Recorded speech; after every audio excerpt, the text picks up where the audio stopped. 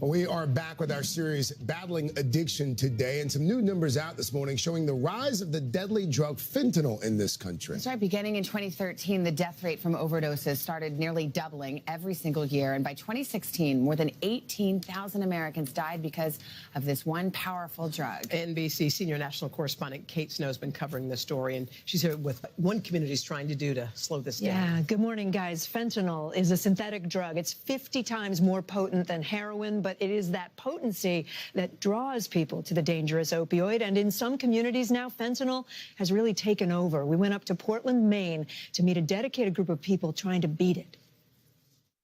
Transition to sober living. This isn't the first time Vaughn Hansen has found himself in a police station answering questions. Are you still on probation or anything? You're not, right? He's 51 years old, just out of prison. But this time, he's gone to the Scarborough, Maine police headquarters voluntarily. He's there to get help through Operation Hope. The program allows almost anyone with substance abuse issues to come in and get assistance without having to worry about going to jail. I've OD'd a few times. I mean, I'm not proud of it, but, you know, that's part of my addiction, so. How many times? 5, 6, I don't know. Vaughn used to frame houses. Now he hops from one friend's couch to the next. He switched from heroin to fentanyl.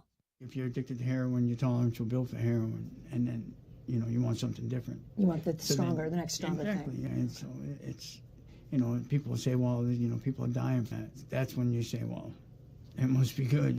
Chief Robbie Moulton's department launched Operation Hope in 2015. In his more than 40 years on the force, he says he's never seen anything like fentanyl.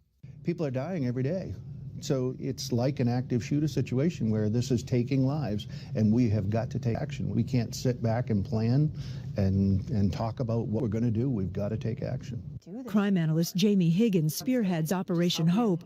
For her, the project's mission is personal. Her brother Devin had been in recovery in the fall of 2016 when the siblings attended a rally for recovery together. We were super excited to be celebrating, and he died the next night. The next night? From fentanyl? Yep, fentanyl.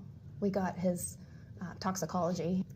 It must have been crushing for you. It was. I was actually here writing thank you notes for Operation Hope when his friend called, and that's how I found out. Jamie is devoted to helping others avoid a similar heartbreak.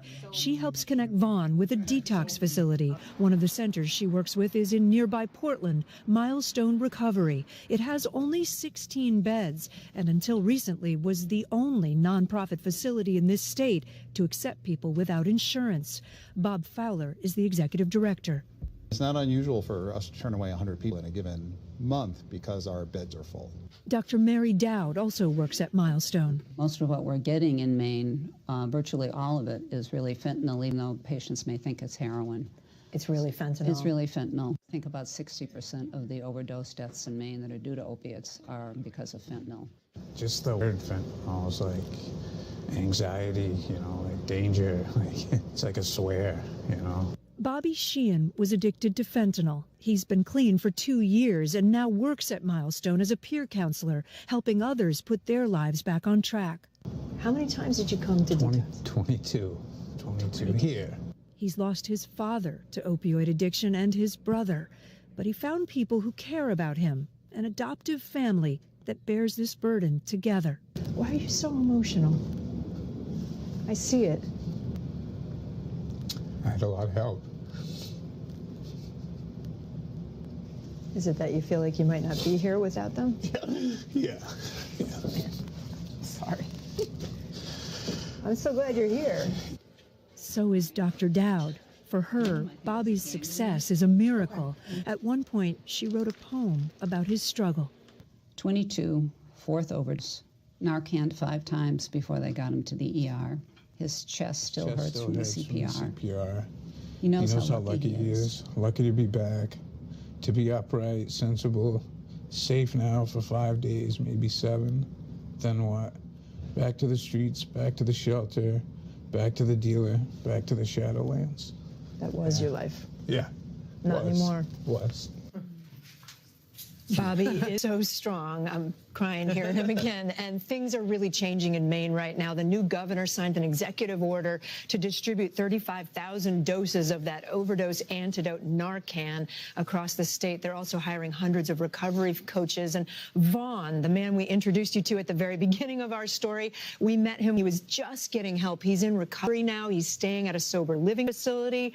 He's working on getting a job. He even sent a thank you card to Operation Hope at the police station to thank them for getting him some help. It's like you need more of those places where someone can go without fear of being arrested and know that they can start the rehab process. It's really been making a difference in a lot of communities where there's that kind of no judgment, we're just going to help you situation. Think about how strong that is, 50 times stronger than heroin, fentanyl. Wow. My dad was dying of bone cancer, which is where it started, and I was tasked with swapping out. He wore a fentanyl patch on his back for pain.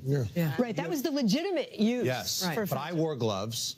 And you peel it off every 24 hours. And they say to take even the sticky that it comes off, put that in the trash. The trash has to go out so the dog doesn't get in. Yeah, I mean, it's that deadly. It's that deadly. Police are having to wear gloves when they deal with fentanyl because if they touch it without protection, they can overdose. They can overdose. All right, Kate, thank you for staying on this story.